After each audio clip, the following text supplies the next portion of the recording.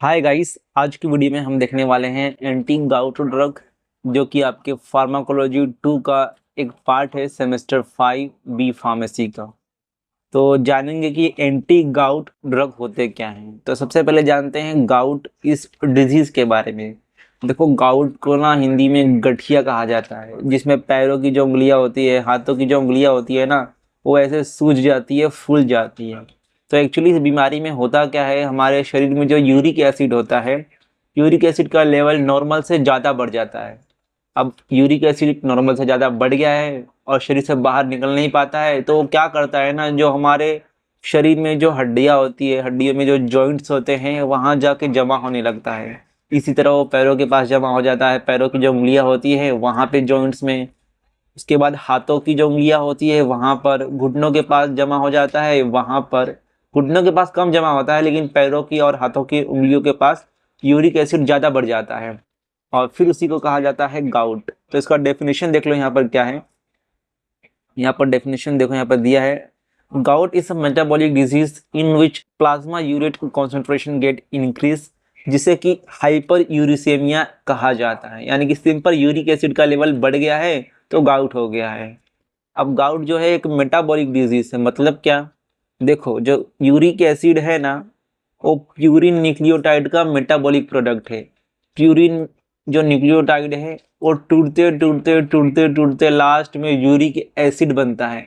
अब uric acid ना एक स्वस्थ इंसान के शरीर में क्या होता है कि टॉयलेट के द्वारा, यूरिन के द्वारा निकल जाता है। तो यूरिक एसिड का लेवल मेंटेन रहता है उस आदमी के शरीर में। अब मान लो किसी आदमी की किडनी में समस्या आ गई और यूरिक एसिड नहीं निकल पा रहा है यूरिन के थ्रू, तो यूरिक एसिड शरीर में बढ़ने लगता है, फिर जाके होता है गाउट ऐसे।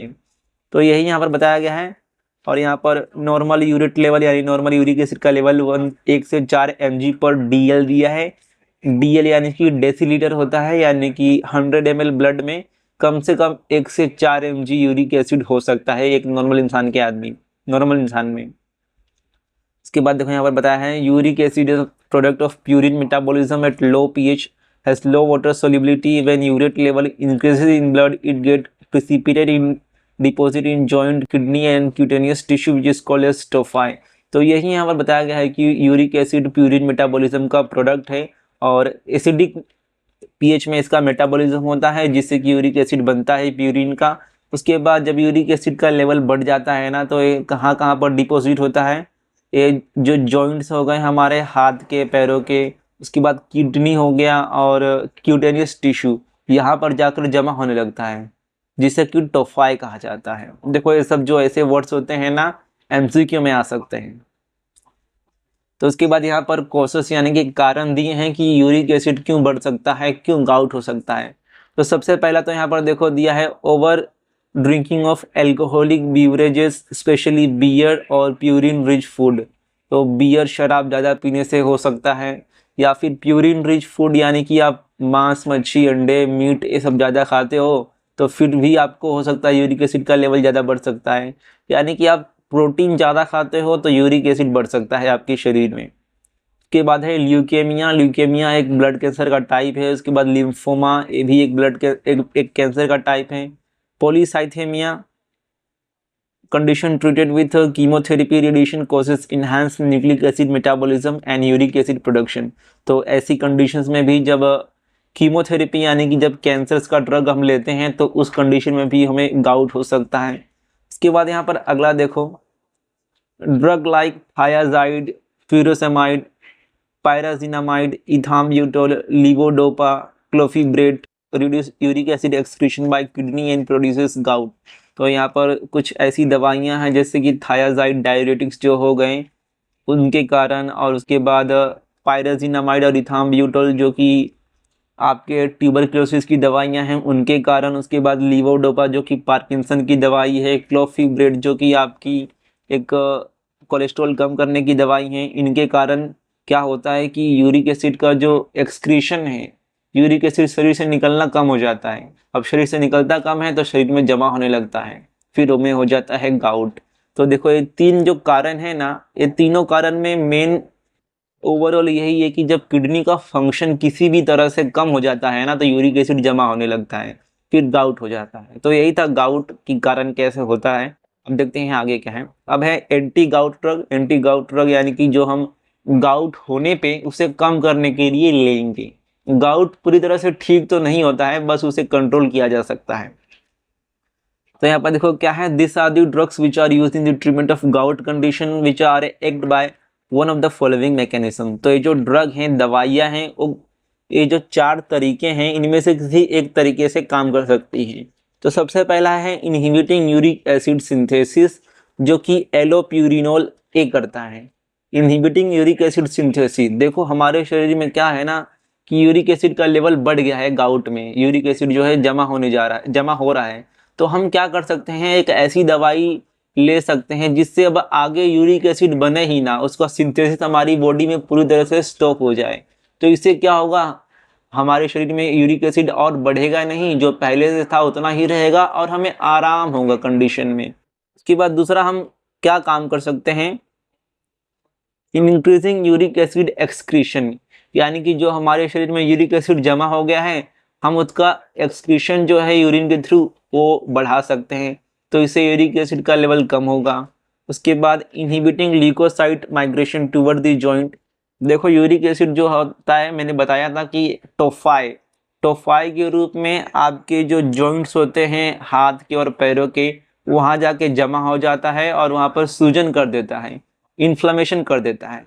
और अगर आपने इम्यूनिटी वगैरह पढ़ा होगा, फार्माकोलॉजी में पढ़ा होगा, तो पता ही होगा कि जहाँ पर भी सूजन हो जाता है तो वहाँ पर WBC वगैरह जाने लगते हैं, क्योंकि उन्हें लगता है कि भाई यहाँ पर ज़रूरत है, कुछ फॉरेन बॉडी आ चुका है। तो हम एक ऐसा ड्रग डिज़ाइन कर सकते हैं जो कि ल्यूकोसाइट का माइग्रेशन उस जॉइंट के तरफ इनहिबिट कर दे। इससे क्या होगा कि फर्दर डैमेज नहीं होगा, वहाँ पर और सूजन होगा नहीं। उसके बाद है प्रोवाइडिंग जनरल एनसेड एक्शन। तो एनसेड भी हम यूज़ कर सकते हैं। एनसेड क्यों यूज़ करेंगे भाई, अब सूजन हुआ है, इन्फ्लेमेशन हुआ है जॉइंट में यूरिक एसिड के कारण, तो उसका जो पेन है उसे कम करने के लिए हम एनसेड यूज़ कर सकते हैं। जैसे कि आपका जितने भी एनसेड है उसमें से कुछ एनसेड है, आइबुप्रोफेन हो गया, ये सब यूज़ हो सकता है वहाँ पर। उसके बाद क्लासिफिकेशन देख लो, एक कुछ ड्रग हैं जो कि यूरिक एसिड कम करने के लिए गाउट में यूज़ होते हैं। तो सबसे पहला है for acute gout. Acute gout यानी कि जो हाल ही में हुआ हो, 1-2 हफ्ते में हुआ हो, और जिसका जो दर्द वगैरह है वो बार बार आता हो, तो उसके लिए हम क्या कर सकते हैं, acute gout is the painful condition that affect only one joint. और ये जो एक्यूट गाउट है सिर्फ एक ही जॉइंट में होता है, यानी कि होगा तो सिर्फ पैर में, एक ही पैर के किसी अंगूठे में होगा या फिर हाथ की किसी एक उंगली में होगा, ऐसा गाउट होगा। तो इसमें हम एनसेड यूज़ कर सकते हैं। उसके बाद कोल्चिसिन या फिर ग्लूकोकॉर्टिकॉइड जैसे कि प्रेडनिसोलोन, ये सब यूज़ कर सकते हैं। उसके बाद है क्रोनिक गाउट। तो क्रोनिक गाउट में क्या होता है कि जो पेन होता है वो लगातार बना रहता है, सूजन लगातार बना रहता है, और दोनों हाथ में या फिर एक हाथ में एक पैर में ऐसे हो सकता है ये गाउट। और इसमें हम एलोप्यूरिनोल, प्रोबेनिसिड और सल्फिनपायराजोन या फिर फेबुक्सोस्टेट ये सब यूज़ कर सकते हैं। आप अपनी इमेज पर देख सकते हो क्लासिफिकेशन एंटी गाउट ड्रग का, ये मेन है, इसे पढ़ लेना। तो सबसे पहला है एनसेड ड्रग, यानी कि non steroidal anti inflammatory drugs. इसमें से कौन कौन से ड्रग हैं देख लो। तो इसमें हैं इंडोमेथासिन, नेप्रोक्सेन, पिरोक्सिकैम, डाइक्लोफेनेक और इटोरिकॉक्सिन। ये सब हम हाई डोज पे देते हैं, रिपीटेड डोज में देते हैं, ताकि जो दर्द है, जो पेन है गाउट का, उसे कम किया जा सके। उसके बाद यहाँ पर देखो produces responses slow as compare to the colchicine but well tolerated, so more prefer than colchicine. Colchicine की तुलना में जो एनसेड के ड्रग हैं, एंडोमेथासिन, नेप्रोक्सेन, पिरोक्सिकैम, ये जो हैं स्लो एक्ट करते हैं, लेकिन इनका टॉलरेशन कम अच्छा है। जो हाई डोज है वो दिया जा सकता है एक पेशेंट को कोल्चिसिन की तुलना में, इसलिए हम एनसेड का यूज़ ज़्यादा करते हैं विद कंपेयर टू कोल्चिसिन। इसके बाद यहाँ पर इसका मैकेनिज्म ऑफ एक्शन एक ही लाइन में है। Naproxen, piroxicam inhibit the chemotactic migration of leucocyte into the inflamed joint.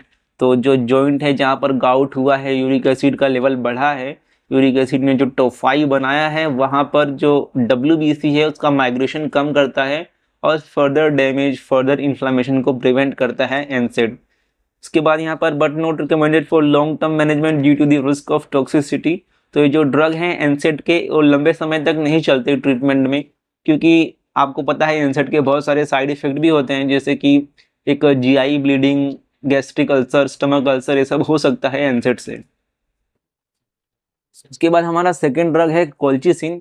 तो कोल्चिसिन एक एल्कोलॉइडल ड्रग है जो कि कोल्चिकम ऑटमनल से मिलता है, और इसे 1763 में ऐसा माना गया था कि इसका एंटी गाउट इफेक्ट है, जो कि गाउट में यूज किया जा सकता है। उसके बाद यहाँ पर नॉट हैविंग एंटी इन्फ्लामेटरी और analgesic activity but use specifically in treatment of gouty inflammation. तो गाउटी इन्फ्लामेशन यानी कि जब गाउट में पैरों में सूजन आ जाती है, उंगलियों में सूजन आ जाती है, तब यूज किया जाता है। यहाँ पर देखो सबसे पहला जो है मैकेनिज्म बताया गया है, गाउटी इन्फ्लामेशन यानी कि गाउट में जो उंगलियां हैं, जॉइंट्स हैं, वहां पे इन्फ्लामेशन, सूजन होती कैसे है, ये बताया गया है सबसे पहले। तो देखो हमारी बॉडी में क्या है कि यूरिक एसिड का जो लेवल है वो बढ़ चुका है, तो इससे क्या होगा, जो यूरिक एसिड के क्रिस्टल हैं, जिन्हें यूरेट क्रिस्टल कहा जाता है, वो जाके हमारे सिनोवियल फ्लूइड में जमा होने लगेंगे, प्रिसिपिटेट होने लगेंगे। आपको पता होगा जॉइंट्स के पास सिनोवियल फ्लूइड होता है, जो कि जॉइंट के मूवमेंट में, जॉइंट जो आगे पीछे मूव करता है उसमें मदद करते हैं। तो यूरिक एसिड बढ़ गया है हमारे शरीर में, इसलिए अब यूरेट जो क्रिस्टल हैं वो जाके वहाँ पर जमा होंगे। इससे जो इन्फ्लामेटरी कैस्केड है, इन्फ्लामेटरी रिस्पॉन्स, जैसे कि हिस्टामाइन रिलीज होगा, उसके बाद WBC वगैरह आएगा, ये सब चालू हो जाता है।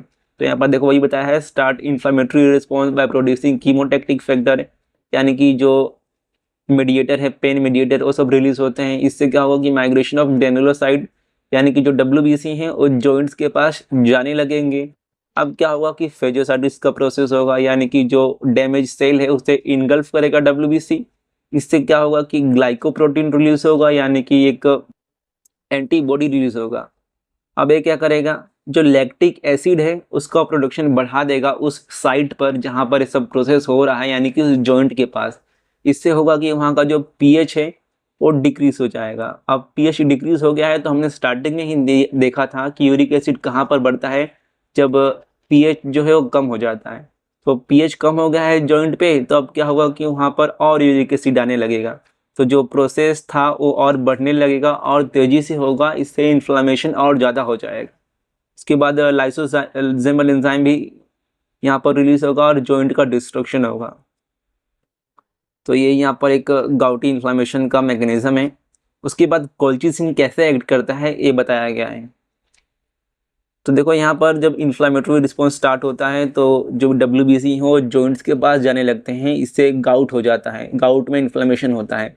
तो हमारा जो ड्रग है ना, वो क्या करता है, कोल्चिसिन जो ट्यूबुलिन प्रोटीन है उसको बाइंड करेगा। इससे जो माइक्रोट्यूब्यूल है उसका डीपोलीमराइजेशन यानी कि डिवाइडेशन वो बंद कर देगा। इससे जो वहाँ की सेल रहेगी वो मूव नहीं कर पाएगी, इसलिए जो WBC है वो जॉइंट्स के पास जा नहीं पाएगा और जाके फिर हमें रिलीफ मिलेगा गाउट में। उसके बाद कोल्चिसिन के एंटी गाउट इफेक्ट के अलावा और कौन कौन से इफेक्ट हैं, तो सबसे पहला है एंटी माइटोटिक, यानी कि जो माइटोटिक स्पिंडल होता है ये इसको बाइंड करता है, मेटाफेज अरेस्ट करता है। और कैंसर कीमोथेरेपी के लिए ट्राई किया जा चुका है ये ड्रग कोल्चिसिन, बट टॉक्सिसिटी बहुत ज़्यादा थी, इसलिए इसे आज के समय में सिर्फ गाउट के लिए यूज़ किया जाता है, कैंसर के लिए नहीं यूज़ किया जाता है। उसके बाद है गट एक्शन, यानी कि जो कोल्चिसिन ड्रग है हमारी गट की जो मोटिलिटी है उससे बढ़ा देता है। उसके बाद फार्माकोकाइनेटिक देखें अगर हम कोल्चिसिन ड्रग की, तो एब्जॉर्प्शन इसका ओरली होता है, डिस्ट्रीब्यूशन यूनिफॉर्म है, मेटाबॉलिज्म लीवर के थ्रू प्राइमरली होता है और एलिमिनेशन होता है बाइल के थ्रू प्राइमरली। उसके बाद यूरिन के थ्रू और फीसेस के थ्रू इसका एलिमिनेशन होता है। इसके बाद यहाँ पर देखो टॉक्सिसिटी बताया है, तो थेराप्यूटिक डोज में यानी कि जो नॉर्मल डोज है उसमें क्या होता है, तो नॉर्मल डोज में नोजिया, वोमिटिंग, वाटरी और ब्लडी डायरिया और अब्डोमिनल क्रैम्प ये सब हो सकते हैं। उसके बाद ओवरडोज, यानी कि जो थेराप्यूटिक डोज नॉर्मल डोज है उससे अगर ज़्यादा डोज हो गई तो फिर क्या होगा, तो उससे किडनी डैमेज हो सकता है, CNS डिप्रेशन हो सकता है, इंटेस्टिनल ब्लीडिंग यानी कि जो हमारी इंटेस्टाइन होती है उसके इंटरनल ब्लीडिंग हो सकती है, और डेथ भी हो सकती है मस्कुलर पैरालिसिस के थ्रू या फिर रेस्पिरेटरी फेलियर अगर हो गया तो। उसके बाद है क्रोनिक थेरेपी, यानी कि लंबे समय तक अगर आप कोल्चिसिन थेरेपी पे जा रहे हो तो क्या साइड इफेक्ट हो सकते हैं। तो यहाँ पर देखो इससे क्या हो सकता है ना, अप्लास्टिक अनीमिया हो सकता है, अग्रेनुलोसाइटोसिस हो सकता है, मायोपैथी या फिर लॉस ऑफ फेयर। इसीलिए कोल्चिसिन को लॉन्ग थेरेपी में यूज नहीं किया जाता है। उसके बाद यहाँ पर ड्रग इंटरेक्शन बताया गया है कि जो कोल्चिसिन है वो कौन कौन से ड्रग से इंटरेक्ट कर सकता है, ड्रग ड्रग इंटरेक्शन प्रोड्यूस कर सकता है। ये यहाँ पर चार्ट है, आप इसका स्क्रीनशॉट ले लेना या फिर इसे देख लेना। उसके बाद कोल्चिसिन के यूजेस यहाँ पर बताए गए हैं। तो सबसे पहला यहाँ पर यूज़ है कि गाउट में यूज़ होता है, एक्यूट गाउट में। उसके बाद प्रोफाइलैक्सिस कंडीशन ऑफ गाउट, यानी कि पहले ही कोल्चिसिन का एडमिनिस्ट्रेशन किया जाता है गाउट के अटैक को कम करने के लिए, गाउट के पेन को कम करने के लिए। प्रोफाइलैक्सिस यानी कि बीमारी होने से पहले ही उसका इलाज किया जाना। और यहाँ पर अदर यूजेस कुछ हैं। उसके बाद यहाँ पर कॉर्टिकोस्टेरॉइड हैं जो कि एक्यूट गाउट के लिए यूज़ हो जाते हैं। इसमें यहाँ पर आप कुछ खास नहीं है, सिर्फ डोज याद कर लेना और एक आध एग्जाम्पल याद करना है। तो एक एग्जाम्पल है कि प्रेडनिसोलोन यूज़ होता है एक्यूट गाउट के लिए। उसके बाद यहाँ पर देखो प्रोबेनिसिड है जो कि आपका क्रोनिक गाउट जो है उसके लिए यूज़ होता है। यहाँ पर इसका मैकेनिज्म हम पढ़ लेते हैं। तो ये देखो, ये लिपिड सोल्यूबल ऑर्गेनिक एसिड है जो कि 1951 में डेवलप हुआ था। यहाँ पर देखो यूरिक एसिड जो है वो जब हमारे बॉडी में बढ़ता है तो इसका क्या होता है, रीअब्जॉर्प्शन होता है, एक्टिव ट्रांसपोर्ट। किडनी में इसका रीअब्जॉर्प्शन होता है और इसलिए यूरिक एसिड बढ़ने लगता है। तो प्रोबेनिसिड क्या करता है, active transport of organic acid, एक प्रोटीन है उसको ब्लॉक करता है, जिसके कारण OATP, ऑर्गेनिक अनायन ट्रांसपोर्टिंग पॉलीपेप्टाइड, एक प्रोटीन रिसेप्टर है, वो इनहिबिट हो जाता है, जिससे कि यूरिक एसिड का एक्टिव ट्रांसपोर्ट रीअब्जॉर्प्शन हो ही नहीं पाता है। तो यूरिक एसिड जब वापस किडनी में आएगा नहीं तो क्या होगा कि किडनी से आराम से चल जाएगा, इसलिए फिर यूरिक एसिड का जो लेवल है कम हो जाएगा। नॉर्मल कंडीशन में क्या होता है कि जो यूरिक एसिड है वो हमारे बॉडी से जाता है, लेकिन सेम टाइम पे कुछ ही अमाउंट में जो यूरिक एसिड है वो किडनी के द्वारा एक्टिव रीअब्जॉर्प्शन होता है और फिर से ब्लड में आ जाता है। तो प्रोबेनिसिड क्या करेगा, इस एक्टिव रीअब्जॉर्प्शन को बंद कर देगा और पूरा का पूरा जो यूरिक एसिड है वो शरीर से बाहर यूरिन के थ्रू चल जाएगा और यूरिक एसिड का लेवल फिर कम हो जाएगा। इसके बाद इसका फार्माकोकाइनेटिक है जो कि आप पढ़ सकते हो, और यहाँ पर ड्रग ड्रग इंटरेक्शंस भी हैं, इतना कुछ खास नहीं है इसमें, आप पढ़ना है तो पढ़ सकते हो। इसके बाद है टॉक्सिसिटी ऑफ प्रोबेनिसिड, यानी कि इसके एडवर्स इफेक्ट क्या हैं। तो सबसे पहला है डिस्पेप्सिया, डिस्पेप्सिया यानी कि इनडाइजेशन, जब खाना पचता नहीं है तो उसे कहा जाता है। उसके बाद है rashes and other hyper sensitivity reaction, toxic dose causes conversion and respiratory failure. इसके बाद ये प्रोबेनिसिड के यूजेस, यहाँ इसका इस्तेमाल कहाँ कहाँ किया जाता है। तो सबसे पहला है क्रोनिक गाउट में और हाइपर यूरिसेमिया, यानी कि वही एक्यूट गाउट वगैरह में यूज़ होता है। तो इसके कुछ यूजेस हैं, इसे आप पढ़ सकते हो। इसके बाद है सल्फिनपायराजोन, जो फिर से हमारा गाउट में यूज़ होता है और एक यूरिकोस्यूरिक ड्रग है। तो यहाँ पर इसका देखो क्या बताया गया है कि it is a pyrazolone derivative related to the phenylbutazone having consistent uricosuric action. यहाँ पर इसका मैकेनिज्म देख लेते हैं। It inhibit tubular reabsorption of uric acid, also inhibit the platelet aggregation. तो सेम जो प्रोबेनिसिड है उसी की तरह इसका भी मैकेनिज्म है, जो ट्यूबुलर रीअब्जॉर्प्शन है यूरिक एसिड का किडनी के थ्रू, उसको इनहिबिट करता है, तो सारा का सारा यूरिक एसिड यूरिन के थ्रू बाहर निकल जाता है और ब्लड में जो लेवल है यूरिक एसिड का वो कम हो जाता है और गाउट में हमें रिलीफ मिलता है, आराम मिलता है। इसके बाद इसका फार्माकोकाइनेटिक भी है और ड्रग ड्रग इंटरेक्शन है, इतना कुछ खास नहीं है, इसे पढ़ना है तो एक बार पढ़ लो। इसके बाद हमारा एक नेक्स्ट ड्रग है एलोप्यूरिनोल, जो कि सबसे मेन और सबसे ज़्यादा यूज़ होने वाला ड्रग है आज के समय में गाउट के लिए। एलोप्यूरिनोल जो है वो आता है आपका ज़ैंथीन ऑक्सीडेज इनहिबिटर में। ये क्या करता है कि यूरिक एसिड को बनने ही नहीं देता है, प्यूरिन का मेटाबॉलिज्म करता ही नहीं है और यूरिक एसिड बनता ही नहीं है। अब यूरिक एसिड बनेगा ही नहीं हमारे बॉडी में तो इससे क्या होगा कि यूरिक एसिड का लेवल अपने आप कम हो जाएगा, जो पुराना यूरिक एसिड था उतना ही रह जाएगा और नया यूरिक एसिड बनेगा ही नहीं। तो इसका ये काम है, यहाँ पर आप देख सकते हो। हाइपोजेंथीन जो एक इंटरमीडिएट मेटाबोलाइट होता है प्यूरिन मेटाबॉलिज्म पाथवे में, उससे बनता है ज़ैंथीन, ज़ैंथीन ऑक्सीडेज इस एंजाइम से। फिर उसी एंजाइम से, ज़ैंथीन ऑक्सीडेज एंजाइम से, ज़ैंथीन से यूरिक एसिड बनता है। यूरिक एसिड हमें हमारे इस डिजीज़ में, गाउट डिजीज़ में चाहिए नहीं, क्योंकि यूरिक एसिड पहले से ही हमारे पास बहुत है। तो हमारा जो ड्रग है ना एलोप्यूरिनोल, ये इनएक्टिव होता है वैसे तो, और ज़ैंथीन ऑक्सीडेज एंजाइम से एक्टिव मेटाबोलाइट एलोज़ैंथीन में सबसे पहले खुद को कन्वर्ट करता है, ठीक है, ज़ैंथीन ऑक्सीडेज एंजाइम से। और फिर जो एक्टिव मेटाबोलाइट है एलोप्यूरिनोल का, एलोज़ैंथीन, वो जाके इनहिबिट करता है ज़ैंथीन ऑक्सीडेज एंजाइम को, जिससे कि हाइपोज़ैंथीन ज़ैंथीन नहीं बनता है और ज़ैंथीन यूरिक एसिड नहीं बनता है, और यूरिक एसिड का लेवल अपने आप कम हो जाता है। उसके बाद यहाँ पर इसका फार्माकोकाइनेटिक्स देख लो, तो ये ओरली अब्जॉर्ब हो जाता है, डिस्ट्रीब्यूशन ये प्लाज्मा प्रोटीन से बाउंड नहीं होता है। मेटाबॉलिज्म यहाँ पर इसका देख लो कि यहाँ पर during chronic administration inhibit the self metabolism, यानी कि लंबे समय तक अगर आप एलोप्यूरिनोल लोगे, एडमिनिस्टर करोगे, तो ये खुद का मेटाबॉलिज्म बंद कर देता है। इसके बाद एलिमिनेशन यहाँ पर दे सकते हो, तो 1/2 जो इसका मेटाबॉलिज्म है, एलिमिनेशन है, वो अनचेंज फॉर्म में हो जाता है, यानी कि जैसे का तैसा यूरिन के थ्रू निकल जाता है। उसके बाद यहाँ पर इसके ड्रग इंटरेक्शन देख लो, यहाँ पर एंटी कैंसर ड्रग जैसे हो गया 6-mercaptopurine और एज़ाथायोप्रिन।